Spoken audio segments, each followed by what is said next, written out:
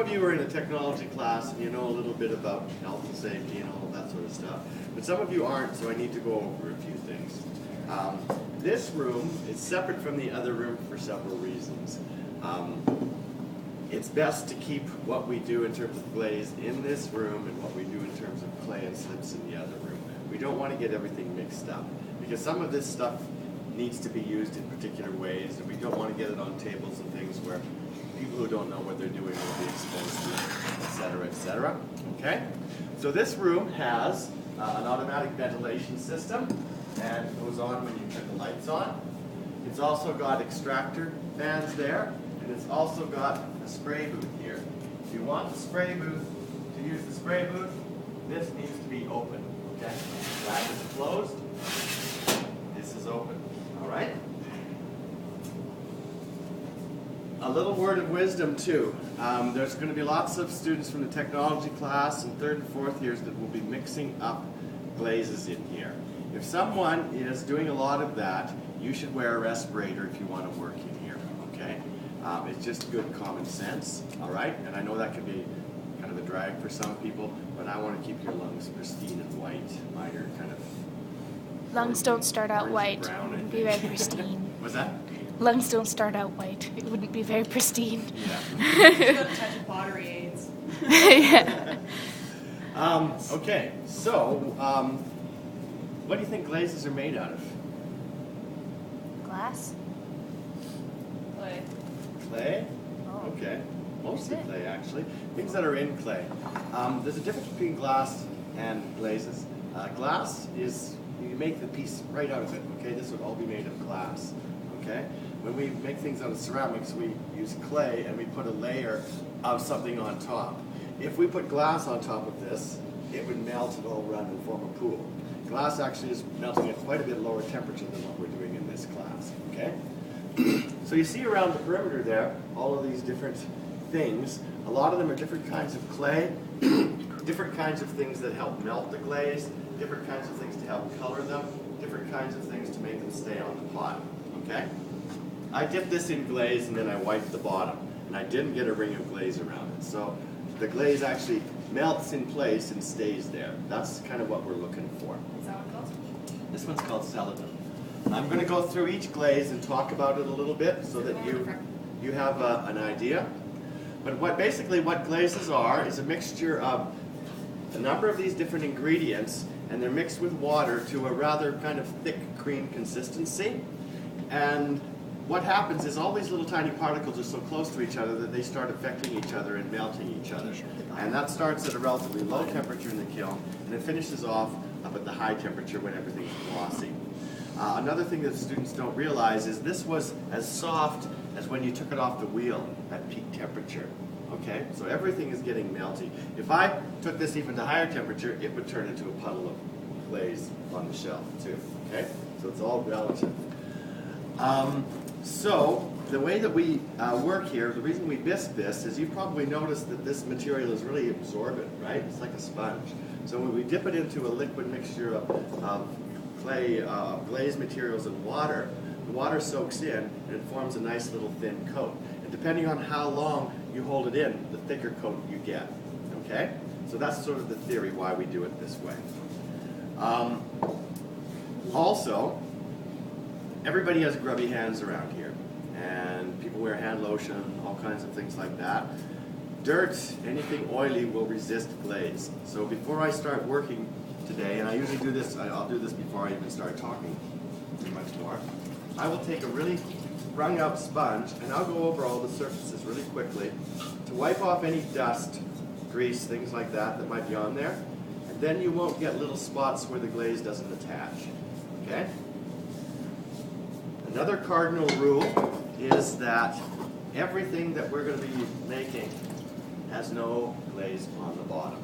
Okay? If you look at anything that I brought in today, it's all non-glazed. Does this red always craze? Yeah, it's actually not that great a functional glaze.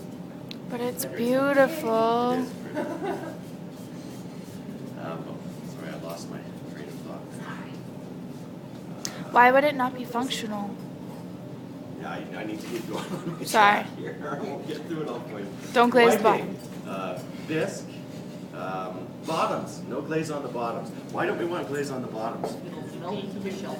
It'll melt and stick to the shell. Also, glazes, some glazes do run a bit. Take a look at this one here. It runs quite a bit. So you need to make sure that you're up a little bit from the bottom. You don't just wipe so that the glaze is almost touching the shelf. You leave, I usually try to leave up to an 1/8 or 1/4 of an inch. And you have to sort of try to do that aesthetically. Now, if we wanted to glaze the bottom of our pots afterwards, could Amber. we do a second firing and just turn the pot over? Then the lip will stick. So then how do you get the glaze to stick on the bottom?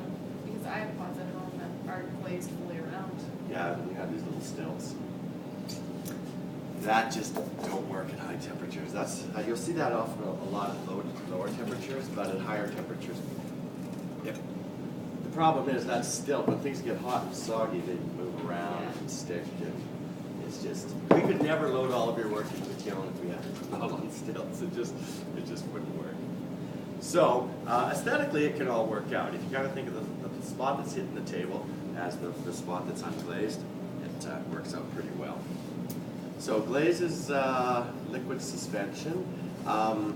Also, glaze cleanliness is up to you, folks. Brad looks after mixing the glazes, but if you don't pay attention to some of the things that I'm going to be showing you here, you'll end up with lumps in the glaze, and you'll come to me and go, oh, the glaze is lumpy, and I'll go, strain it, sieve it, okay? So the better you look after these glazes, the better they'll be for you and for everybody else. So just a reminder about that, because one person who wrecks things, wrecks them for everybody. So you kind of got to be self-policing. If somebody is not doing it right, you need to get on their backs, okay? If you see somebody malusing a glaze. Because I won't come in and I won't get Brad to sieve glazes. Once they're done, it's going to be up to you to do it. And some of the people in the tech class will know how to do that already.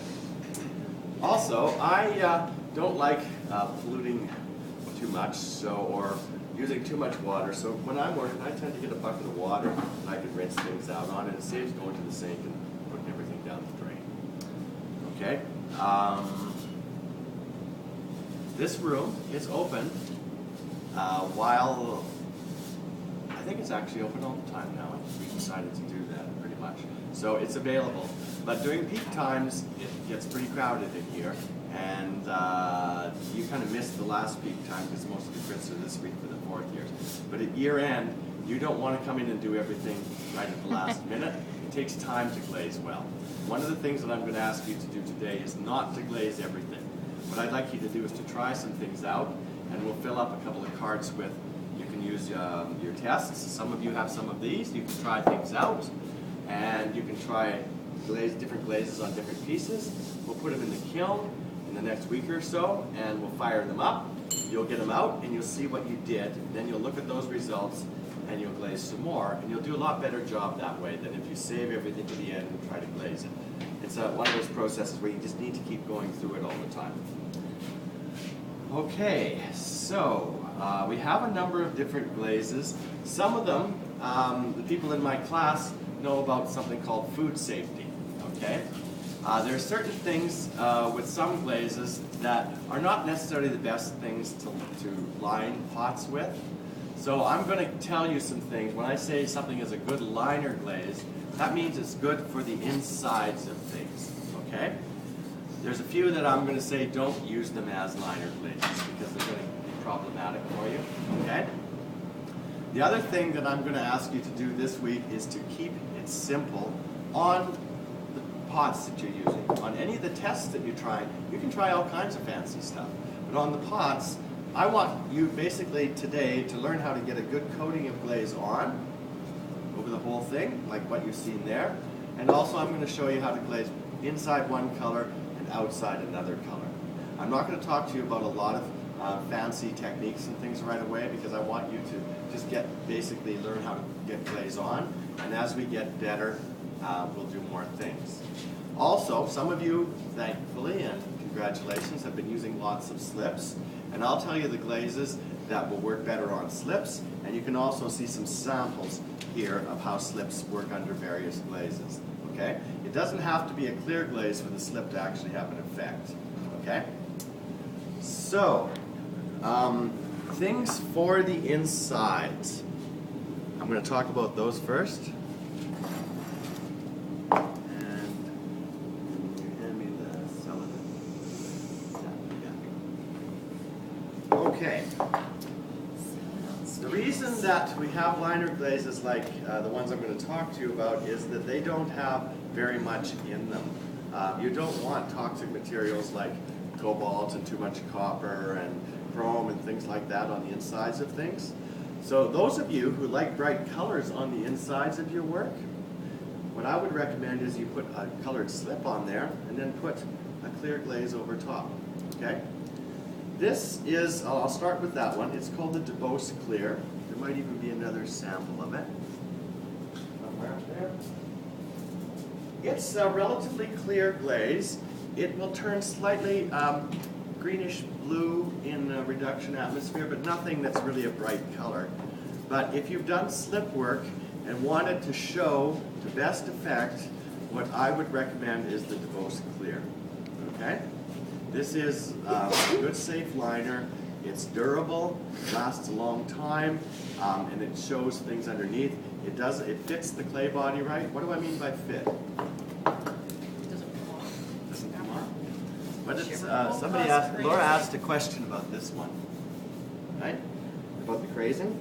This. Imagine that you're out in the desert and there's a lake that's dried up and had mud in it. What happens? And cracks. It cracks and turns up on the edge. Why does that happen?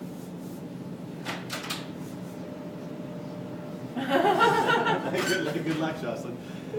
The clay on top shrunk more than the land underneath. That's exactly the same analogy what happened here.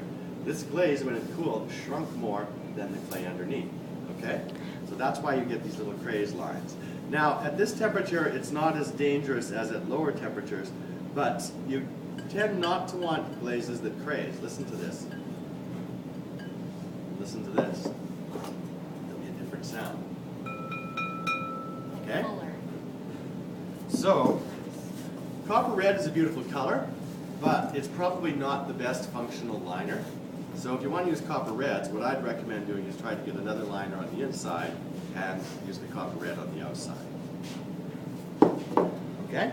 So, write down on your sheet of paper, DeBose Clear, D-E-B-O-O-S, and I'm going to tell you a little bit about it. DeBose Clear likes to be, and I'll show you some examples of this, fairly thin dip, okay? You don't want to load it on, right? If you load it on too much, you might start to get some bubbling. You might start to sort of mask out some of the detail of the slips and things that you have underneath. Also, you'll notice that this clear glaze covers the clay body, and you'll get the clay body showing through to a degree.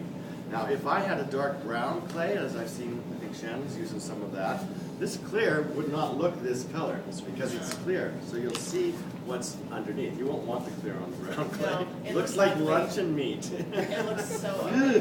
It's like purple. Donair, it's Donair. What kind of clay is that? This is B-Mix. What color slip is on that one? There's no slip on this That's at just all. the clear? This is the color that the B-Mix fires to. Oh. Who here has a box of porcelain? Okay, what color do you think that the clear is going to be on top of the porcelain? White? It'll be whiter. It won't be pure white, but it'll be whiter than this. And this is an example. This is the Celadon glaze. This is the Celadon glaze on the B-Mix, and this is the Celadon glaze on a white slip, a porcelain slip. So this will be the difference in color that you'll get with the porcelain. So would that go for my bow china too? With your bone china? Yeah, it's kind of blue. Yeah, but color. you shouldn't take bone china up to cone 9, 10. Really subtle difference. Everything Mhm. we're making for our clay bodies. That's Oh, barely okay. there. Or techniques. Okay. Sorry. Yes, it'll look beautiful actually. Bone china It's like will look blue. like blue. The cut class one? Yeah. The throwable china? Yeah, I have a bowl upstairs that's porcelain, and you'll see that you can get some nice. That's a really blue bowl. Those up ones there. with the blue rings on them?